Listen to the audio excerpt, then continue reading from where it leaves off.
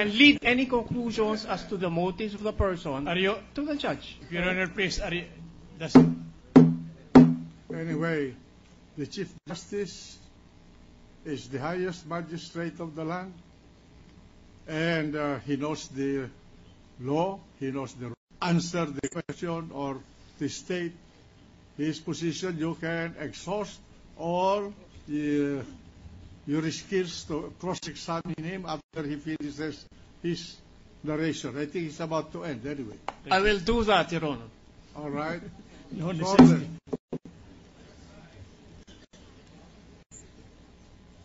Kung magkano ang balanse na accounts ko, deposits, ay malayong malayo sa sinasabi niyang 10 to 12 million US dollars ang accounts lamang, hindi 82. Ang exchange rate po, nung nag-umpisa kaming mag-ipon nitong mga foreign exchange na ito nung late 60s, ay nasa 2 to 1 pa lamang. How much? 2 to 1 po. Nung nag-umpisa po kami nag-ipon ng mga dollar namin, 2 to 1 pa lang po ang exchange rate. When was that, Mr. Chief Justice? Mga late 60s po. Dahil ako po ay nagsimula magtrabaho 1968. Ngayon po ay halos 45 to 1 na ang exchange rate. Kung natatandaan po ninyo, Are you sure that late early 60s? late 60s. That is after 1965. Opo. All right. Nung natapos ang 1969, hanggang nung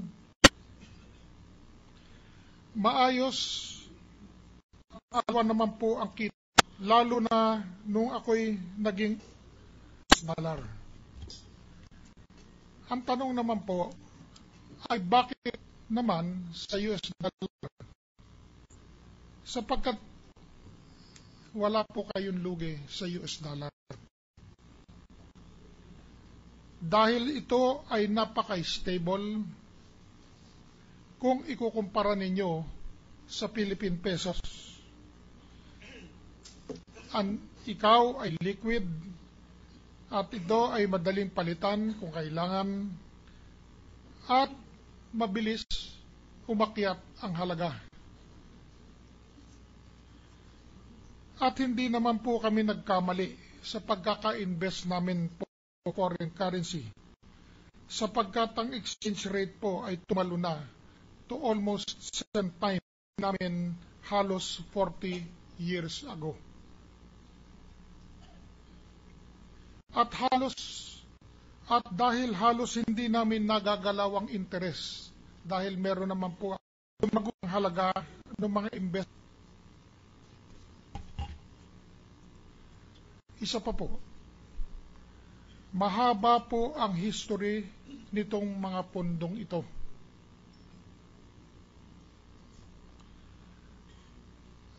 Nagumpisa po ito na matagal na, dekada na po ang binibilang nung ako ay may ma-account pa po sa Far East Bank at isa o dalawa pang bangko.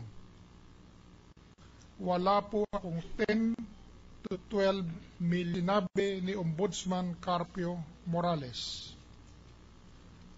Wala din po akong 82 bank accounts. Ang lahat ng nasa amin ay nanggaling sa mabuting paraan, sa sariling sikap, at wala po akong ninakaw sa gobyerno.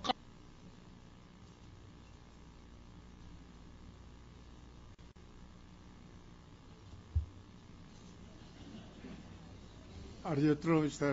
Chief Justice? Malapit na po. Kinita po ng malinis ang lahat ng aming pinag-ipunan Nung ako ay nasa pribadong sektor pa, nagbayad po ng tamang buwis at mahaba ang fund history ng mga pondong ito. At bakit naman wala sa SALN ko? Sapagkat may batas po, 46, na naggagarantiya ng confidentiality ng dollar deposit. Ang pagkakaintindi po at sa pagbasa ng batas ay hindi kailangan ideklara ang US dollar deposit sa SALN dahil sa confidentiality provision. This is an absolute rule. Ang sabi 32 sa pagsusuri ng mga SALN nung siya ay naninilbihan pa sa Bureau of Internal Revenue, wala pa siyang nakitang nag-deposits sa SALN.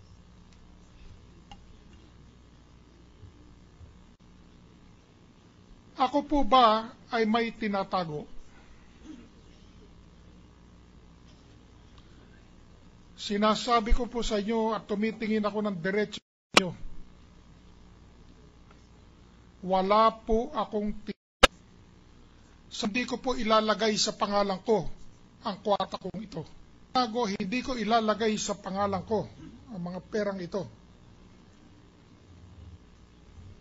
Dekada na po ang binibilang buhat nung kami nag-invest sa foreign exchange.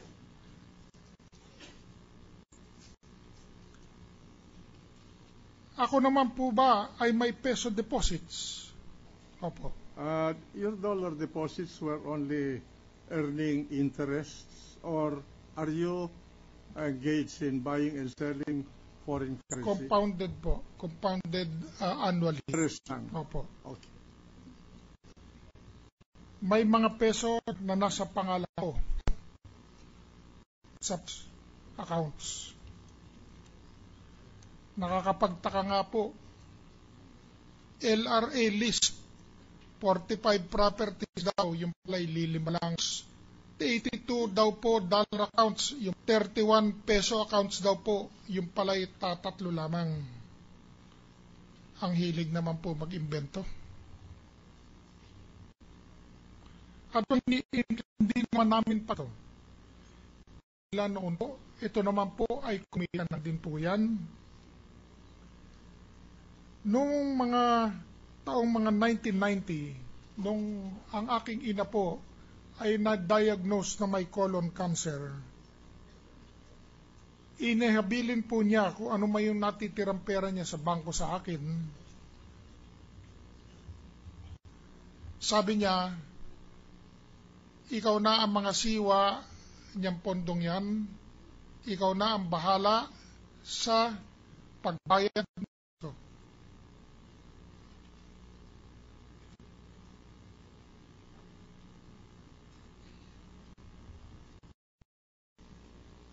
Ang utos ng aking ina na kung may matitira pagkatapos mabayaran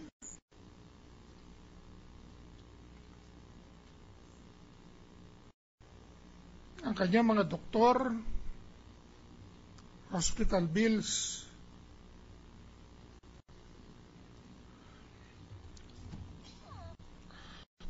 expenses, natitira pong pera ay pangangasiwaan ko para kung sino man po sa pamilya ang mga ilangan for any emergency. Si Toti po, si Arturo po, ay nangailangan pong step matagal. Maliban sa kanya, he is in constant pain na bed.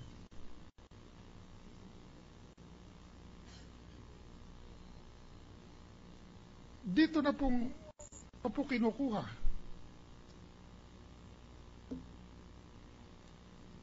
Pagtrabaho.